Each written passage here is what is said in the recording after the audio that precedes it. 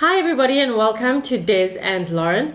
Today we'll be speaking about how the systems that govern our society, specifically the education system, is failing not just on a national level but definitely an international level. And yes, there's teachers that are just fed up. They don't feel like carrying on. They feel that it's impossible with all the woke activity happening in schools and many other problems. The things are expected to teach the kids. Many of them are just quitting and just giving up and saying that this is an impossible task. And to me, my biggest takeaway is that it's mainly because kids are so ill-disciplined. And it makes me question, how have we gotten here as a society that just a simple, ordinary classroom cannot function anymore? And what does that say about our future?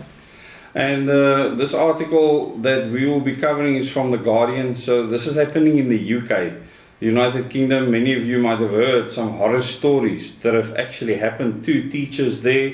Many South Africans have gone to the UK to go and teach because it was quite lucrative. And some of these people obviously are thinking twice now. Maybe it's not as nice or as possible or as fun as it used to be.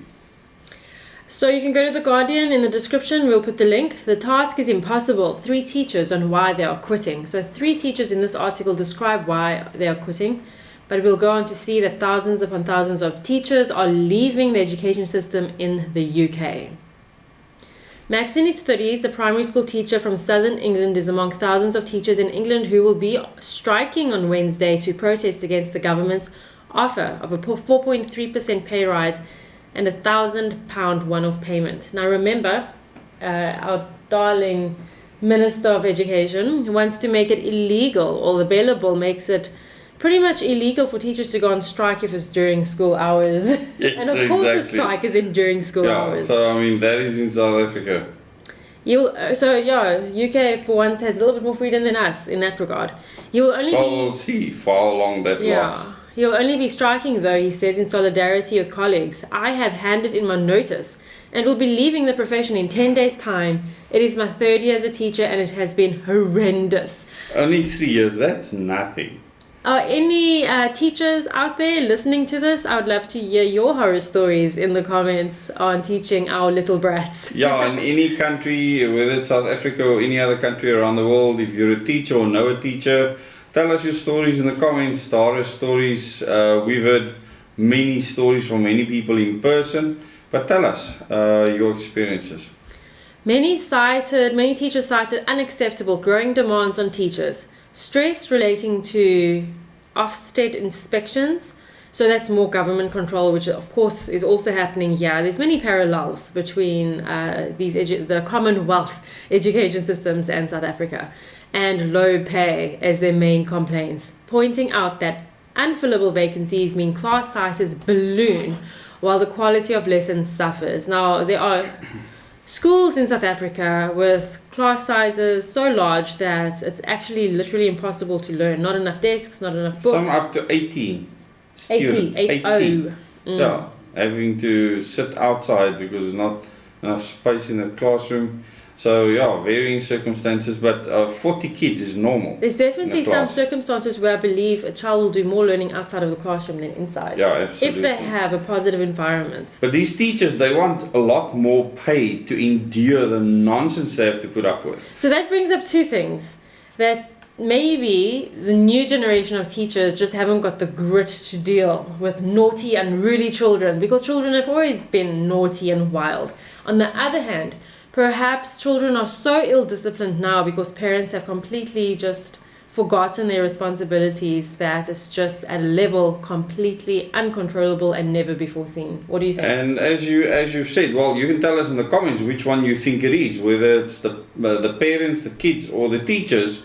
But we spoke about something before earlier that I think is quite important, and that is the fact that in the current school system, the teachers are not only helpless, but they feel disempowered. They don't feel they have the power to actually teach what they want, because the curriculum is specific. They are told what to teach. They can't really use their own personality or anything they bring with them, which is normal for teachers. And the thing is that the state wants them to teach a very specific thing. And the problem is the parents don't actually care, because they should be the primary caregivers. And you spoke about the parents relinquishing this responsibility, and then the government taking on that responsibility. It's almost a natural progression. So this is not, even if you haven't got kids, this is relevant, because we need to ask ourselves a very sobering question. Well, how has our behavior over the past few decades contributed to governments and corporations feeling almost forced to institute a monitor, track and trace system, otherwise known as the upcoming Fourth Industrial Revolution, to gain some semblance of civility and normalcy? Because I believe that we literally are designing our futures by our behavior collectively. And although you might think of yourself as a good citizen, perhaps one needs to look at how we could be better and how we could be more proactive to change things and hold everything accountable around us. Well, at the end of the day, we should be the primary caregivers and teachers to our kids. I mean, that should be non-negotiable. And if you relinquish those responsibilities, government will just take more and more. Not just of your money, but more control over what they teach your kids. Definitely. I mean, obviously, government's always looking for a hole to get more power. So if parents are failing at their duties, government will take more power through legislating laws. But it reminds me of a saying I read long time ago. The world ends not with a bang, but with a whimper. And it's that whimpering of a civilization that has caused these massive entities, corporations, governments taking charge and taking control. It's our whimpering, it's our cowardice, it's our silence for conformity and comfort that has led us to where we are right now, under the control of organizations whose principles we do not align with. And if you actually think how parents have just allowed this in the pursuit of financial freedom, people will endlessly try and be financially free. In other words, become a gazillionaire or a millionaire or whatever the case may be, so that they can be better off. And chasing money in the system really gets you caught up in a place where kids take second, third, fourth, fifth, sixth place. I don't know where they fall into in line in your life, but think about that. Tell us in the comments. Be honest with yourself. Think about this honestly. Where do your kids fit in your priorities? And yes, school becomes an easy babysitting institution, doesn't it? And we were there. You were working, I was working for the city of Cape Town, and our children went to aftercare, but we dropped them off at 6:30 in the morning, and then I'd fetch them 6:30 in the evening. That's 12 hours away from their parents. They're still recovering from that today. They tell us stories still. Horror stories. The sad part is, I mean, the system always demands it because you have to pay for your house, you have to eat. The people looking after our kids don't necessarily love children. They're not doing it out of love. They're doing it because it's a job. And maybe it's the only job they can find. Definitely not their first choice. Might not be their first three choices. Meaning that we're leaving our children in the care of people that have absolutely no care, no regard for their well-being at all. And yeah, this breaks up families. It's anti-humanity. The system is anti-humanity. The economic system, education system, everything is anti-humanity. Well, that could also be the case for many teachers today. So if you're a teacher and you've been teaching for many decades, and you maybe became a teacher because you love teaching, you love children, tell us if you have found that some of the teachers, the younger teachers today, are doing it to get a job where they get a reliable income, especially if they're at a government school, especially in South Africa, but even in other countries, and how they're looking forward to the long holidays that you get, because that's one of the big perks. Although I'm sure they still work and prepare in holidays, but correct, yes, definitely. Yeah. I just want to read this important one. The latest workforce survey by the Department of Education found that 40,000 teachers resigned from the state schools last year. That is massive.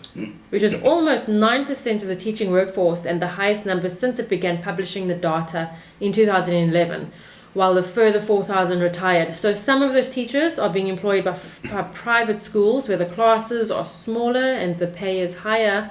Other teachers are finding jobs in other industries. So there's 10 times more teachers resigning than teachers actually retiring. I mean, that is a massive shift. So I wonder what the situation is in South Africa. Tell us what the situation is in your country. Maybe you need to find out exactly how bad it is. I know in an economy like this, most people will just hang on to their jobs. We know in many teachers with the Leave Our Kids Alone campaign against comprehensive sexuality education, where they felt that they couldn't leave their jobs. Absolutely, and they actually felt that speaking out against something they definitely do not believe in would cost them their jobs, and they have families to feed back home.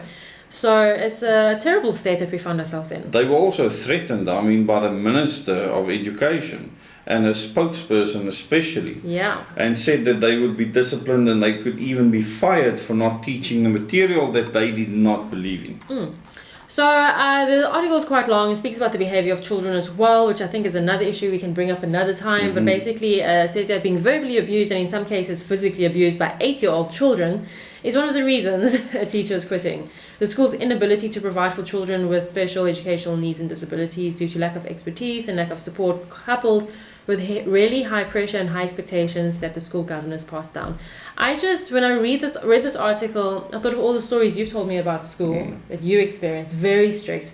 And even my school, millennial, I started school 1994, and so it was much more liberal upbringing than you. But when I started sending my children to a public school back in the day, I was absolutely appalled by the ill discipline of the children and how they conduct themselves. Absolute hooligans, unbelievable.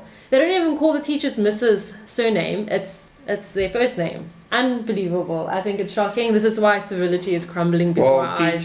Teachers allowing that is also a problem. In any learning institution, there needs to be some form of discipline. And I think a lot of the teachers are just giving feedback to the department saying we can't control the kids. And that feeds back to the state. The state is told, the Minister of Education is told, the kids are uncontrollable, the parents don't care. What does the state do? More power. More power. To the teachers, absolutely, to the schools, to the government. Taking more freedom away. And you need to think, what has your role been in causing your freedom being removed, especially that of your child? And what kind of future can your child create in the world with the input that you've given in their lives? Not the teachers or the education system, but your input in your child's life. What will that make them help contribute towards society, improving society in future? I want to quote another quote, if I may. Of course. I have a swivel chair again, people. The quote, I can't remember exactly, but George Bernard Shaw, someone like that. Someone like that. I can't really remember if it was him, but one of those people. He said that the reasonable man, are you a reasonable person? Do you consider yourself a reasonable person? He says the reasonable man adapts himself to the world. The unreasonable man adapts the world to himself. Therefore, all progress is dependent on the unreasonable man. So I guess my message to everyone today is go out there and be unreasonable so that the world can start changing. Absolutely. We do need to not just speak out, but act differently. Most definitely. Change our behavior. Thanks so much for watching. Please remember to subscribe, like, and share. And then we're also on Facebook. And we're also on Telegram, so you can go find Des and Lauren on Facebook and Telegram and follow us there. Yeah, thanks to all the people that have joined our Telegram channel. It's really wonderful to see all the new names there. Welcome. And yes, we are still moving. Still unpacking. It's going to be a long trek, I suppose. The studios are work in progress. Yes, the clock is back, and we thought we'd spend a day talking about the clock. A video, not a day. Yeah, about time. Time. Yes. Yes, definitely. And how it's finite for us. humans. There was actually a hole on the wall behind. I didn't have to move the camera. That was perfectly centered. It was meant to be.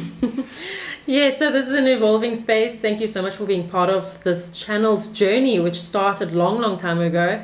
And then I came and interrupted things, as I always do. So thank you, everybody. Please remember to like, share, subscribe. The descriptions in the links in the description where you can read the article yourself. And Josh, share. Look forward to our normal morning videos if everything goes according to plan. Tomorrow morning, we should continue as per normal.